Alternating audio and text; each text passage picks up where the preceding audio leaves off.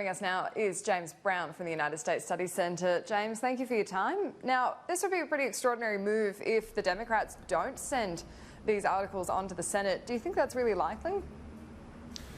Well, this is the last moment that the Democrats have control of the process and power over the process. Once those articles are transmitted across to the Senate, it becomes Mitch McConnell's show and Nancy Pelosi fades into the background.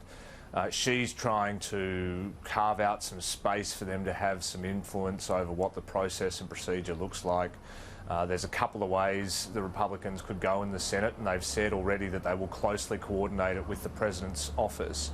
They could move to a quick vote, shut it down and move on, or they could use the theatre of the Senate trial to make their own points, their own arguments and call their own witnesses, and I suspect they're probably leaning a little bit more towards the latter. What effect does that really have at the end of the day? Because it's a Republican-held Senate. They're not going to get past that stage. So what does it matter if it's a quick burn or if they do have this argument about who gets to be on the panel? You mean for the Republicans? Well, I think for them, it's all an opportunity to present a case to the American people that the Democrats are not focused on the best interests of the country. For the Democrats, there are some tactical decisions they might make based on what they think the trial is going to look like. It might lead them to appoint different managers who will effectively be the prosecutors for the House in that Senate trial. So there might be some small tactical advantage to be gained, but it's hard to see any sort of negotiation happening between them now that the House has risen for the year and we're moving into the holiday period. I don't think there's going to be a lot of give from the Republicans about what the process for this trial is going to look like.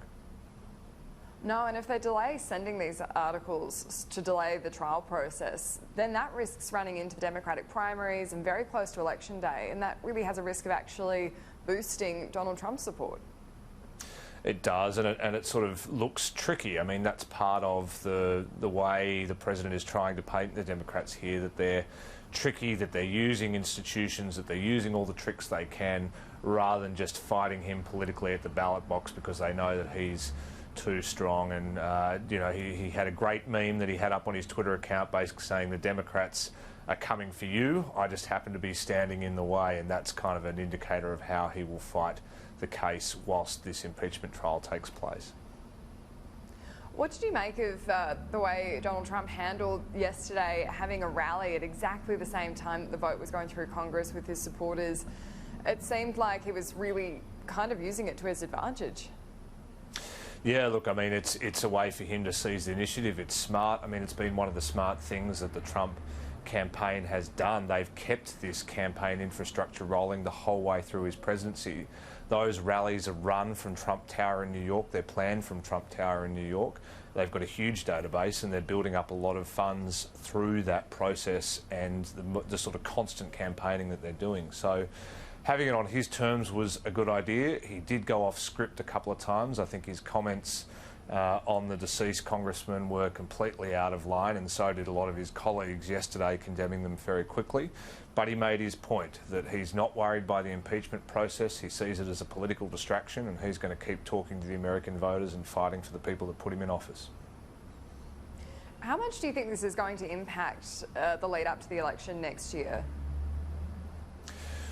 Well, it depends on how quickly it happens. As you mentioned, we've got some primaries coming up. We've got more Democrat debates. We've got a Democrat debate happening at the moment. So, this does play into that. But I think at the moment people have made their minds up about the President, and it seems like the numbers haven't shifted on that to a great deal. Somewhere between sort of 50 and 51% think he should be impeached. He's still got his approval ratings at the same level, 43%, as he reminded us yesterday. So we're not seeing huge movements of Trump voters because of this impeachment trial. Now, who knows what happens and what comes out in the trial. If the Republicans really go hard after Joe Biden and his son Hunter, there might be more that comes out.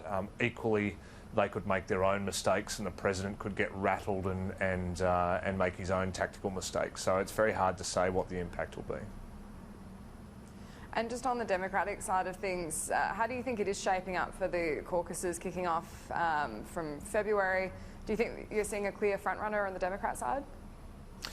Not yet. There's been a bit of movement in some of the polls as to who is going to do best in the Iowa caucuses. Warren still strong, Biden still strong, Sanders still strong, and Buttigieg still strong as well. And then the rest of the field falls away. So a little bit of movement in the numbers over the last week and a half or so, but no one changing position dramatically. And just question without notice, because this is our last interview of the year before a bit of a summer break. Got any summer reading tips? That's a very good question. I'm going to try and not read anything on foreign policy or defence over the break. I've got Boy Swallows Universe sitting on the bedside table ready to go. I do have a book on the White House National Security Council and staff that I'll get to after the Christmas break, but haven't quite sorted out the reading list yet. We're doing a lot of Harry Potter reading in my house at the moment.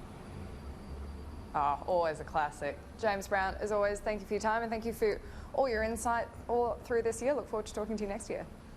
Thanks, Annalise. Merry Christmas to you.